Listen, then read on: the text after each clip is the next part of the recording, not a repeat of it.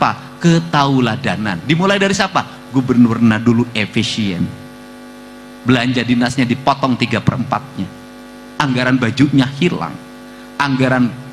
Kalau orang sering cerita ke saya, Kang Deddy pencitraan, justru anggaran pencitraan di Provinsi Jawa Barat menurun tajam. Dari 49 miliar hanya 3 miliar kerjasama medianya. Harus dimulai dari pemimpinnya. Kalau pemimpinnya tidak dimulai, maka setiap orang akan berkata, kamu hanya basa-basi. Kula nuwun. Tadinya saya mau bicara bahasa Cirebon, tapi karena saya tidak ngerti, akhirnya bahasa Indonesia saja. Saya biasa pidato di acara hari jadi itu dalam bahasa wewengkon, tapi saya perlu waktu untuk belajar bahasa Cirebon lebih dalam, atau mungkin harus nikah dulu sama orang Cirebon.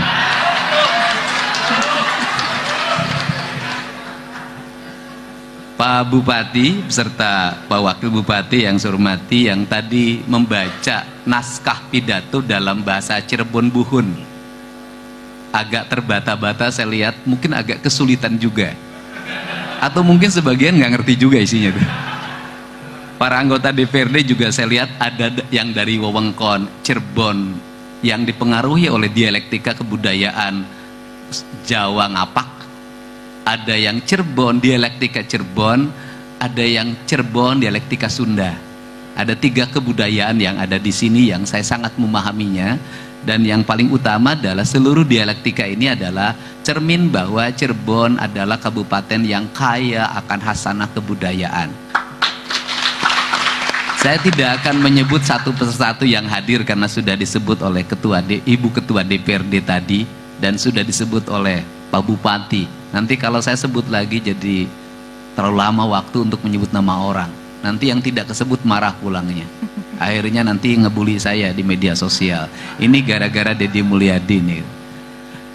Yang pertama bahwa Cirebon adalah, Caruban adalah sebuah daerah yang memiliki karakter eksentrik dalam sebuah kebudayaan, dan dia kebudayaan yang masih tersisa di antara cerita sejarah kebudayaan Sunda yang berasal dari kebudayaan Galuh, kebudayaan Pakuan, kemudian menjadi kebudayaan Galuh Pakuan Pajajaran. Yang lain hanya cerita yang bersifat narasi sastra atau cerita dalam babad parahyangan. Cerita-cerita, kemudian wujud nyatanya yang ada hanya beberapa yang saya lihat. Yang pertama masih adanya batu tulis yang kemarin saya kunjungi, dan yang kedua masih adanya mahkota binokasi yang dititipkan dari Raja Pajajaran oleh Senopati Jayaperkasa di akhir masa kekuasaannya, kemudian disimpan sekarang di Museum Sumedang. Ada 3 titik peradaban yang saya lihat. 1, mengembaranya Kanjeng Prabu Siliwangi dari Pakuan Pajajaran kemudian menikah dengan santri yang ada di Karawang, melahirkan keturunan yang pada akhirnya melahirkan Kasultanan Cirebon. Kemudian Kasultanan Cirebon merasa harus berdiri sendiri karena memiliki pemahaman dan keyakinan yang berbeda dengan leluhurnya yang akhirnya terpisah dari Pakuan Pajajaran. Dari seluruh rangkaian itu yang paling menarik adalah bahwa dari sekian rangkaian peristiwa di mana Kacirebonan memisahkan diri dari Pakuan Pajajaran, justru hari ini di antara kebudayaan di Jawa Barat yang masih sangat menghormati dan menyebut nama Prabu Siliwangi dalam hari jadinya hanya di Cirebon. Di tempat lain saya tidak pernah mendengarnya. Artinya bahwa meski berpisah dengan sang ayah, meski berpisah dengan leluhur Pakuan Pajajaran, perpisahan hanya keyakinan, bukan perpisahan lahiriah dan bukan perpisahan kebatinan. Beda antara keyakinan dengan kebatinan. Karena itulah sehingga kita bisa memahami Pakuan Pajajaran justru dari Cirebon. Masih disebut dalam paripurna, masih disebut sebagai bentuk penghormatan. Mungkin kalau di tempat lain menyebut di rapat paripurna, besoknya ada yang demo di depan. Ini paripurna sudah mengarah pada kemusyrikan. Dan yang di Cirebon ini pluralisme tentang pemahaman Islam, NU-nya juga deket-deket ke NU gaya Jawa Timuran, ke NU gaya Jawa Tengahan. Ini perbedaannya. Sehingga saya di Cirebon relatif sejak lama selalu diterima dan dialektika berpikir yang saya miliki. Nah, yang menjadi problematika hari ini adalah apakah cerita sejarah itu hanya akan mencerita babat pantun, hanya akan cerita dalam kidung Cirebonan. Jadi kalau lihat tayangan kemarin ulang tahun anak saya nih yang Sukma Ayu, saya menyajikan kidung doa buat anak saya justru dalam sastra Cirebon. Apakah hanya dalam itu? Tidak. Apa sih yang menjadi problem Indonesia? Yang menjadi problem Indonesia ini adalah cerita masa lalu dianggap mistik, bukan cerita masa depan. Dan kita lebih memilih masuk dalam bukan cerita akademik, bukan cerita yang dituangkan dalam undang-undang, bukan cerita yang dituangkan dalam peraturan gubernur, bukan cerita yang dituangkan dalam peraturan daerah, bukan cerita yang dimasukkan dalam sebuah konstitusi.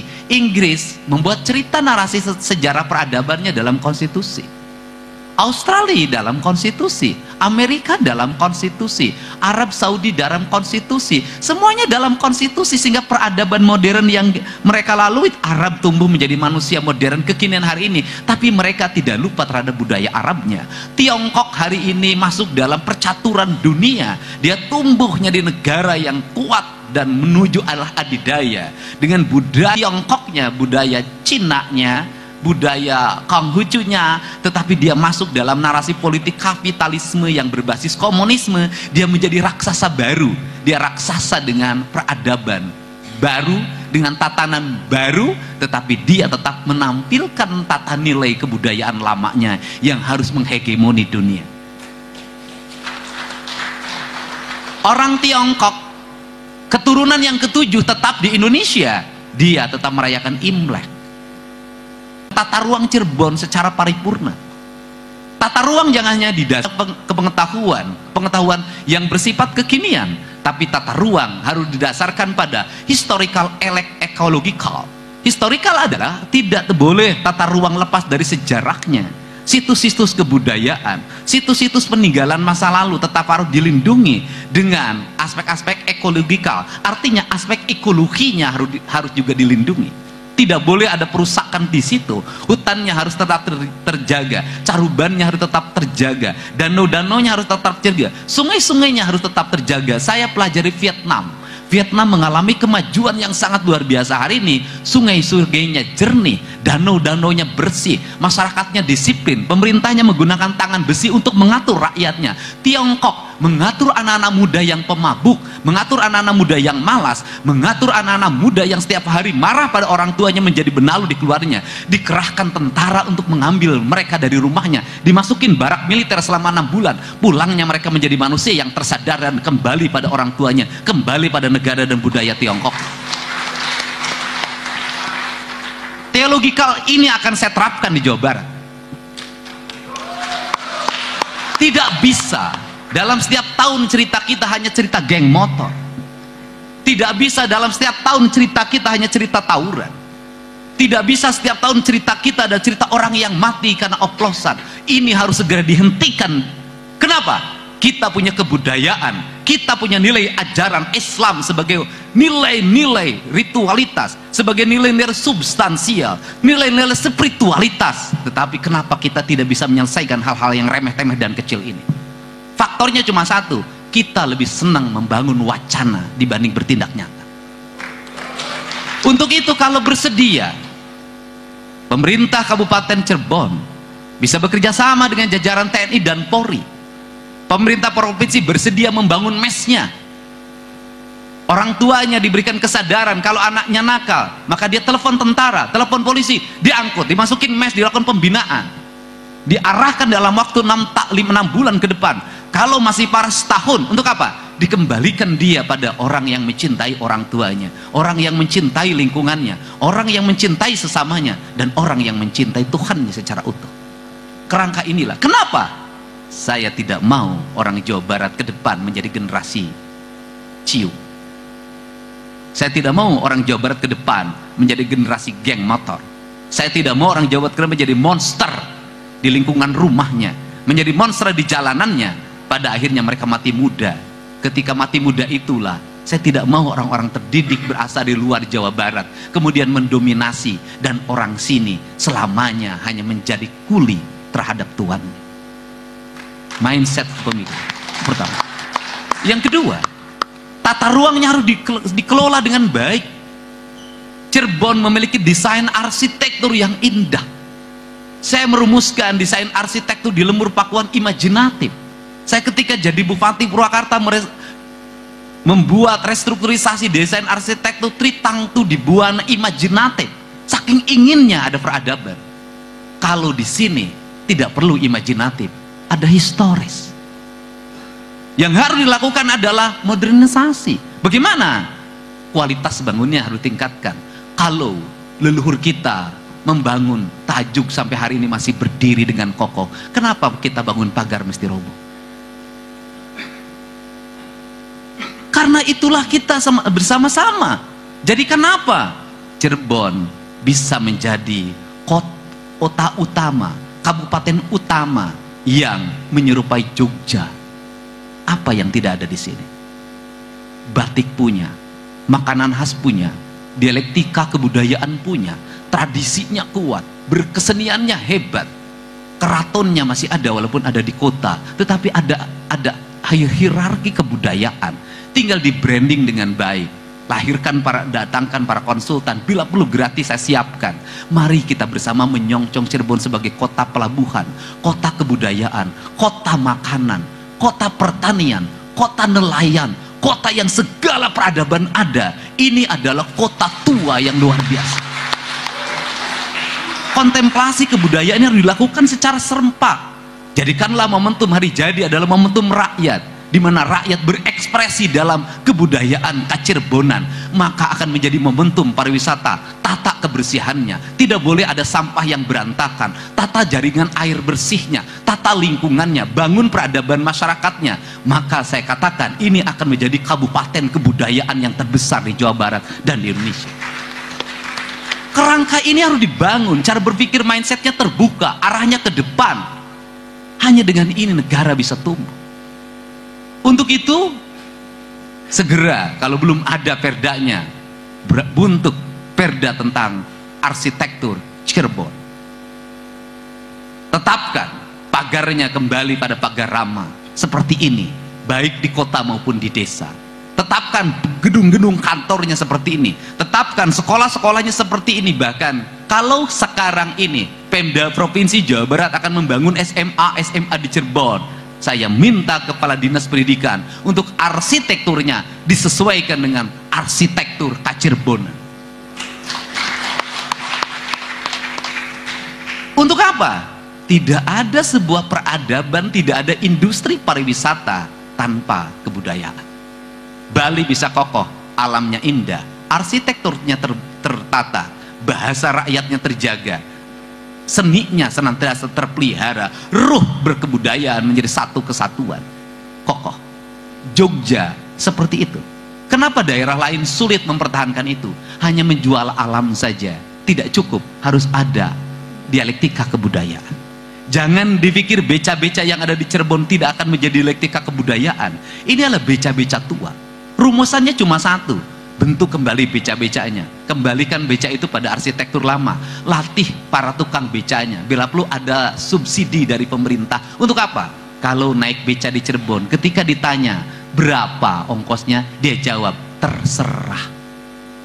Bahasa terserah itu adalah bahasa pariwisata, jangan digetok. Kalimatnya terserah. Tukang becanya tumbuh menjadi beca yang menjadi pramuka pariwisataan. Begitu naik beca, engki mau kemana? Mau ke Kasepuhan?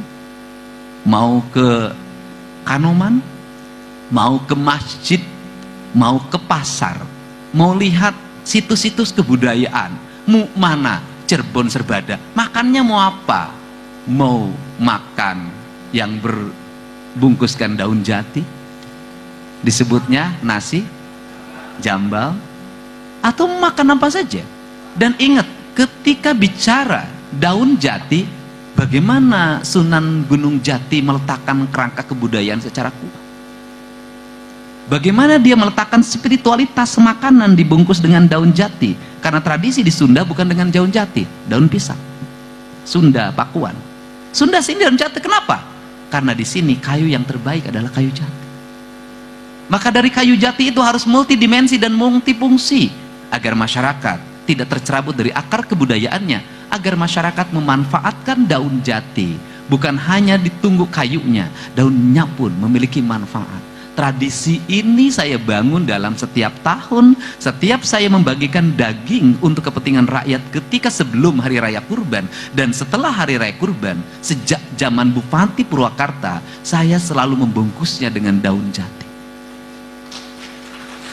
Kalau daun jati itu adalah eksentrik, kalau daun jati adalah spiritualitas, kalau daun jati itu adalah juga nilai-nilai ekologi, di mana dia akan dilebur ke tanah kemudian menjadi ekosistem. Kenapa tidak bikin peraturan daerah larangan membungkus makanan kecuali dengan daun jati? Tidak akan masuk industri plastik.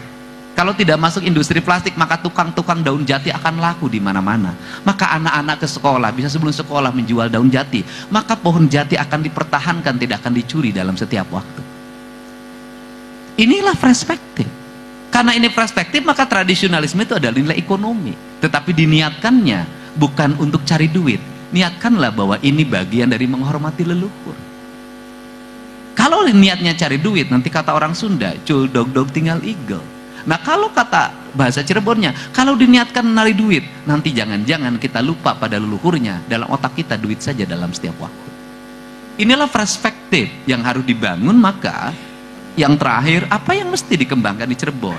Pembenahan infrastruktur, jalan yang harus segera dibenahi. Dan saya targetkan ke Pak Bupati, nanti kita lakukan secara bersama-sama melalui pergeseran anggaran, lakukan efisiensi belanja pemerintah, alahkan pada infrastruktur. Dan saya targetkan 3 tahun di Cirebon tidak boleh lagi ada jalan bolong. Bagaimana gubernur melakukan tahapan? Saya tidak akan dulu langsung ke jalan kabupaten, karena saya harus membereskan dulu jalan provinsi. Itu yang menjadi kewajiban saya sebagai gubernur. Tetapi yakinlah bahwa jalan provinsi tahun ini sudah 90%, tahun depan tinggal 10%. Di tinggal 10% inilah provinsi akan mulai mengintervensi jalan-jalan kabupaten. Setelah jalan-jalan kabupaten, provinsi akan mengintervensi jalan-jalan desa. Kenapa harus dilakukan seperti itu? Pembangunan harus terintegrasi, tidak boleh ada disparitas, tidak boleh ada penumpukan uang di kota, tidak boleh ada penumpukan uang pada sebuah daerah. Maka dia harus terdistribusi dengan baik. Maka kebijakan fiskal di Provinsi Jawa Barat nanti bukan hanya mempertimbangkan aspek pendapatan pada sebuah wilayah, tapi pendapatan dari sebuah daerah bisa bergeser ke daerah lain dengan pertimbangan apa? Dia melestarikan hutan, dia menjaga mata air, dia untuk menyelesaikan kemiskinan. Itu menjadi pertimbangan fiskal Provinsi Jawa Barat. Sehingga pada saat ini provinsi mulai bulan depan kita sudah meluncur program infrastruktur di seluruh Provinsi Jawa Barat dengan efisiensi yang luar biasa. Angkanya di tempat lain orang menurun pembangunannya, di Jawa Barat mengalami peningkatan. Alokasi jalan irigasi yang hanya 600 loncat ke 22,4 triliun. Pembangunan infrastruktur pendidikan yang hanya 600 loncat ke 1,3 triliun. Semua anggaran listrik yang hanya dari kisaran 40 miliar loncat ke 350 miliar. Seluruh loncatan itu dilakukan dengan apa? Ketauladanan. Dimulai dari siapa? Gubernurnya dulu efisien. Belanja dinasnya dipotong 3/4-nya. Anggaran bajunya hilang. Anggaran, kalau orang sering cerita ke saya, Kang Deddy pencitraan, justru anggaran pencitraan di Provinsi Jawa Barat menurun tajam. Dari 49 miliar hanya 3 miliar kerjasama medianya. Harus dimulai dari pemimpinnya. Kalau pemimpinnya tidak dimulai, maka setiap orang akan berkata, kamu hanya basa-basi. Efisien mobil saya rangkaiannya hanya 3. Para kepala dinas tidak boleh ikut. Kenapa? Sudah saya pangkas 70% anggaran perjalanan dinasnya. Saya ngerti mereka tidak bisa kemana-mana. Ini harus dilakukan efisiensi ini. Kenapa? Negara tidak boleh terus-terusan. Masalahnya itu juga. Harus mengalami loncatan. Kita jangan terlalu jauh nanti ketinggalan oleh Tiongkok. Kita jangan terlalu jauh ketinggalan oleh Vietnam, oleh Singapura. Caranya adalah robah cara berpikir eksekutif dan legislatifnya, visioner, bukan hanya berpikir hari. Inilah prinsip-prinsip dasar. Dan yang terakhir, juga saya ngajak para kubu semuanya untuk mengintegrasikan pembangunan secara paripurna. Saya kemarin menjamin di salah satu kabupaten, saya bilang, saya jamin kabupaten desa Anda tidak ada orang yang minta satu orang pun ke desa Anda atas nama apapun. Tapi ingat, auditnya akan serius. Kenapa? Kalau Anda tidak ada yang minta, tidak ada alasan Anda hasil SPJ-nya fiktif. Kenapa? Negara harus segera dibangun tata kelola keuangannya dengan baik. Visi pemerintahan yang harus dibangun dengan baik, meletakkan kerangka dasar pembangunan dengan kuat. Kita tidak usah berpikir 5 tahun ke depan kita jadi apa. Yang harus kita pikirkan adalah 5 tahun ini kita berbuat apa. Karena 5 tahun ke depan ditentukan oleh kita hari ini. Saya meyakini betul para pemimpin yang bekerja untuk rakyat akan senantiasa dicintai rakyat. Tidak usah menggunakan buzzer di media sosial, tidak usah. Seluruh rakyat akan membelanya dalam setiap waktu. Karena dia merindukan orang yang mengopeni, orang yang mengayomi. Dan hari ini, di hari Kartini ini, saya menyampaikan ucapan bela sungkawa atas meninggalnya warga Indramayu yang dibakar oleh suaminya. Dan ketika sudah dibakar oleh suaminya, rumah sakitnya menolak dengan alasan BPJS tidak bisa melakukan klaim terhadap orang yang dibakar. Ini adalah peristiwa kedua yang saya temui. Peristiwa yang pertama adalah warga Tasik, seorang kakek pedagang jagung, dipukul pakai gire oleh geng motor, masuk rumah sakit, pulangnya ditahan. Karena apa? 12 juta menjadi tunggakan, BPJS tak mampu membayarnya. Sekarang sudah selesai. Yang kedua, hari ini adalah rumah sakit tidak mampu dan akhirnya dirawat di Hasan Sadikin dengan dibiayai oleh biaya operasional gubernur.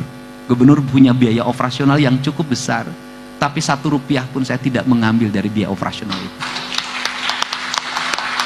Saya terus distribusikan untuk kepentingan masyarakat. Saya distribusikan untuk pengobatan, termasuk juga tadi malam untuk yang sesar, untuk yang anaknya kembar siam harus dibelah jadi 2 dan sekarang sudah selesai. Di rumah saya hari numpuk hampir 30 orang nginep. Kenapa? Pelecehan seksual. Ini Jawa Barat yang mengaku diri religius, yang mengaku diri paling beragama. Anak usia 6 tahun digilir oleh kakek dan bapak. Adik kakak digilir oleh bapak. Dokter melakukan pelecehan seksual terhadap pasiennya. Hari ini juga ada ada 9 orang yang mengadu lagi dari Sukabumi mengalami pelecehan. Saya nggak tahu informasinya, mungkin oleh orang yang mengajarinya. Saya nanti dalami nanti sore. Setiap hari rumah saya dipenuhi orang-orang. Satu, mereka tidak mau lapor, rata-rata terintimidasi, tidak berani. Dan hari ini saya berikan jaminan pada siapapun, silakan lapor ke gubernur. Saya akan menjamin keselamatan Anda. Saya akan menjamin biaya hidup Anda. Kenapa? Saya jelaskan di sini Pak Bupati dan semua. Ketika orang bermasalah, anaknya mendapat pelecehan seksual dari bapaknya. 1, bapaknya mengintimidasi istrinya. 2, bapaknya mengintimidasi anaknya. Yang ketiga, dia kehilangan tempat makannya. Ketika diperiksa polisi bolak-balik, dia tidak punya ongkos untuk diperiksa. Untuk itu negara harus hadir, menjamin selama pemeriksaan sampai pengadilan, kehidupan Anda saya jamin, makan Anda saya jamin. Kok pengacaranya kami siapkan? Saya punya 200 pengacara yang free, yang siap saya luncurkan mendampingi setiap rakyat yang bermasalah. Inilah potret. Inilah potret kehidupan kita. Seluruh potret ini harus segera direspon oleh kita, oleh para pemimpin. Caranya 1, pemimpinnya harus baca media sosial dalam setiap waktu, karena ada problematika masyarakat yang terjadi dalam setiap hari.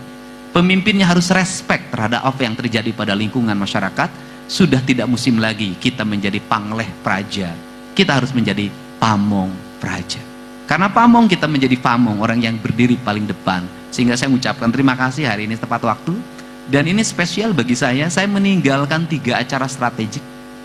Hari ini ada Panglima TNI dan Kepala Staf Angkatan Darat bahkan mau jemput saya ke Bandung pakai heli.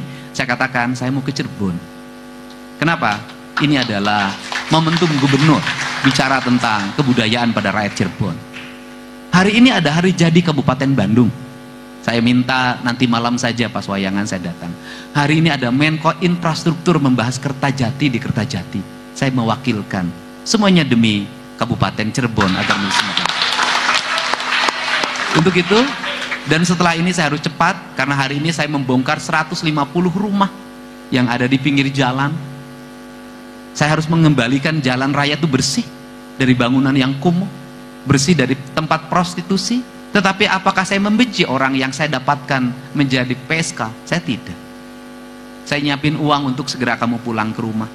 Pikirkan jalan kamu hidup ke depan. Ini bekal buat kamu sebulan. Minimal sebulan kamu tidak nerima tamu dulu deh. Itu yang selalu saya lakukan. Anda bisa lihat seorang ibu ketika saya minta bangunannya dibongkar, bukan caci maki saya, menangis. Kenapa? Pada akhirnya dia bisa bertemu dengan saya. Problem anaknya ditemukan. Satu, ijazahnya di salah satu sekolah di sebelah Herang Subang tidak bisa ditebus. Yang satu lagi anaknya mau masuk SMA tidak punya duit. Masuk SMA tidak punya duit. Akhirnya pertemuan dengan saya pembongkaran orang berdampak pada dua hal. Satu, dia punya rumah kontrakan setahun. Dua, dia punya modal kerja. Ketiga, dua anaknya sekolah. Ini yang problem kita. Tetapi apa sih yang menjadi problem kita? Penyelenggara negaranya penakut. Kenapa? Camatnya kabur karena takut. Gubernur tinggal sendirian di situ. Camatnya takut. Saya katakan kalau jadi penakut jangan jadi camat. Dia hanya ribut urusan tunjangan kinerja aja, tapi tidak pernah ribut bagaimana kinerjanya buruk dalam setiap waktu. Kuwu-kuwu mulai memperhatikan kebersihan lingkungan. Saya masuk kali hanya mencontohkan.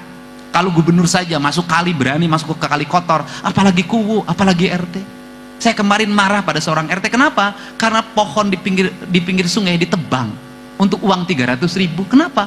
Saya tiap hari ngurusin sungai itu, dia nebang pohonnya. Ini problematika. Struktur kebudayaan kita hilang dalam struktur birokrasi kita. Birokrasi kita hari ini sampai tingkat RT tidak ngerti apa yang harus dilakukan. Yang taunya apa? Pertanggungjawaban, itu saja. Ini yang harus segera dirubah dalam kita kalau ingin menuju negara maju. Untuk itu saya ucapkan terima kasih pada semuanya. Semoga peristiwa-peristiwa kelam di Cirebon tidak terjadi lagi. Semoga jalan-jalanan Cirebon kosong dari anak-anak yang balapan motor. Cirebon dihilangkan bagi anak-anak yang minum ciu dan minuman keras yang lain yang memabukkan. Dan orang Cirebon itu pekerja keras. Satu, tukang kayu saya orang Cirebon. Ya, rumah saya itu semuanya itu kayunya orang Cirebon, dan sekarang sudah jadi kaya di kampungnya. Cuman memang penyakit orang kita ini. Penyakit langsung selamat perbaiki kebudayaan kita. Jadi kekalahan kita dalam berkompetisi karena lemahnya etos dan peradaban kita yang harus segera di-upgrade. Ini cara. Dan kemudian saya membagi wilayah kerja itu dalam 5 wilayah kerja berdasarkan culture kebudayaan. Satu, wilayah kerja Sunda Kulon, ini leluhurnya orang Cirebon, yaitu Bogor, Kota Bogor, Kabupaten Sukabumi, Kabupaten Cianjur, kemudian Kota Depok. Itu wilayah kerja. Yang kedua, saya adalah wilayah kerja Sunda Pakidulan, Sunda Kidul, yaitu Garut, Tasik, Kabupaten Tasik, kemudian Banjar, Pangandaran, Ciamis. Kemudian masuk lagi, ini wilayah kebudayaan Sunda Wetan, ya ini Cirebon, Kota Cirebon, Majalengka, Kuningan. Kemudian Sunda Tengah, Purwakarta, Subang, Kerawang, Bekasi. Priangan, Bandung, Kota Bandung, Cimahi, Bandung Barat, Sumedang. Ini lima ini nanti lahir 5 karakter kebudayaan Papat Kalima Pancer. Dan sebagai bentuk bahwa komitmen kita untuk menjaga marwah 5 kewilayahan ini, insya Allah Pak Bupati, nanti musyawarah rencana pembangunan Provinsi Jawa Barat akan dilaksanakan di ex-presidenan Cirebon. Dan saya menamakannya itu adalah Balai Jaya Dewata. Dan itu nama dari Prabu Siliwangi.